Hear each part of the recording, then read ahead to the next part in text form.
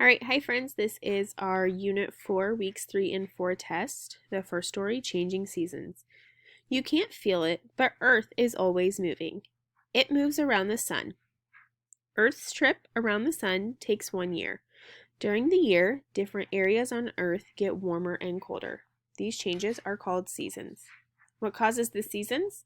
Sunlight hits Earth differently as Earth travels around the sun. Some areas of Earth get more sunlight than others as Earth moves. We live in the northern half of Earth. The seasons in the southern half of Earth are opposite of ours.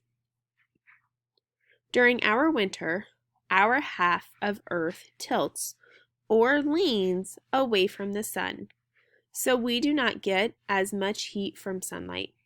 The air feels colder, and it might even snow. The southern half of Earth tilts toward the sun at these times. It is winter here, but it is summer there. During our summer, our half of Earth tilts toward the sun. The ground gets more heat from sunlight in this season, and the air is much warmer. The southern half of Earth tilts away from the sun at these times. There, it is winter. During spring and autumn, neither half of Earth is tilted straight toward the sun, but neither half is tilted fully away from the sun either. This causes in-between temperatures in spring and autumn. Question 1. Why does the air get warmer in spring than in winter? A. Our part of Earth begins to lean a little bit toward the sun. B. Our part of Earth begins to tilt away from the sun.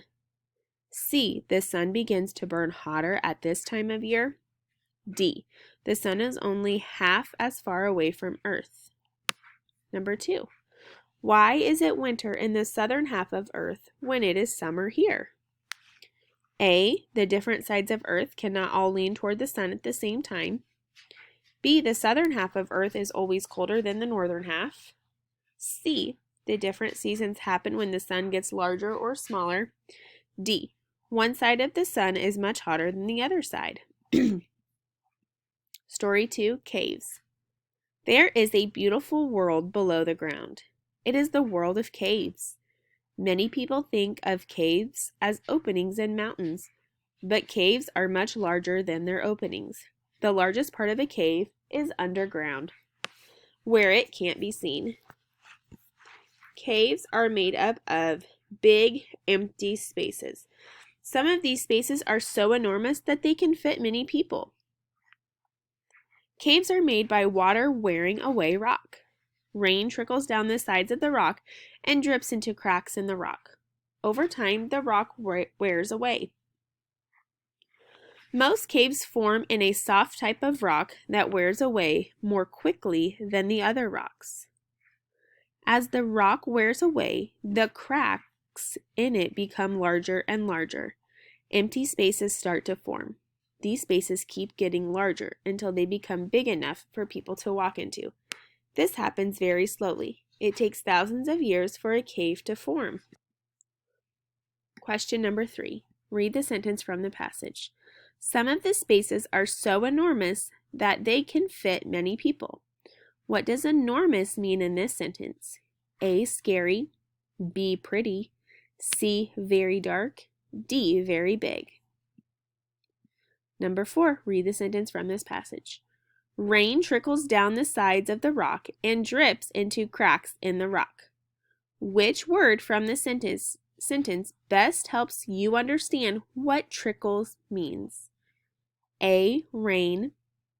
B. Drips. C. Cracks. D. Rock.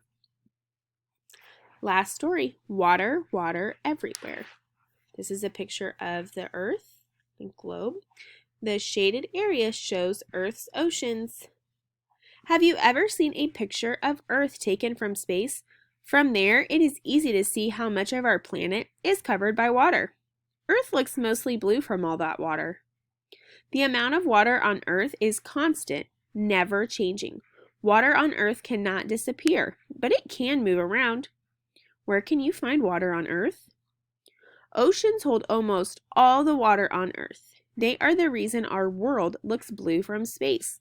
The water in oceans is very salty. It can be warm or cold.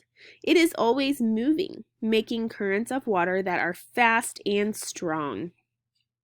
Some of these currents become waves that splash on the shore. Water is also in many other places on earth. It is in rivers and streams.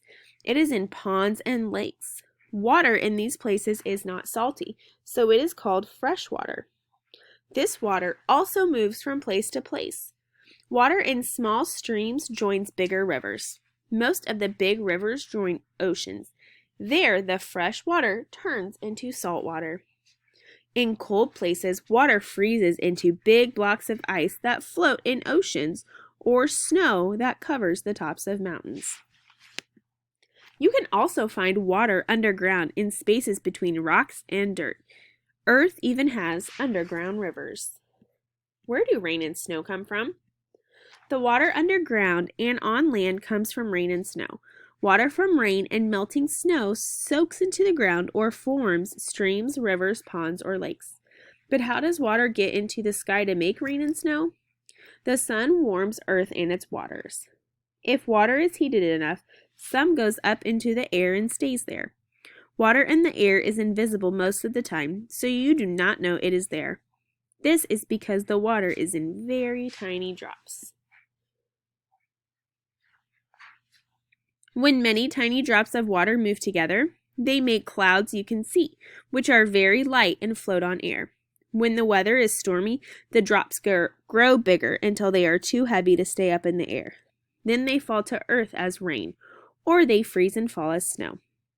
When water from the ocean goes up into the air and makes clouds, the salt does not go with it. The salt stays in the oceans, and this is why rain and snow are fresh water, not salt water. Water is always on the move. It goes up, down, and all around. Question 5. Read the paragraph from the passage. The amount of water on earth is constant, never changing. Water on earth cannot disappear, but it can move around.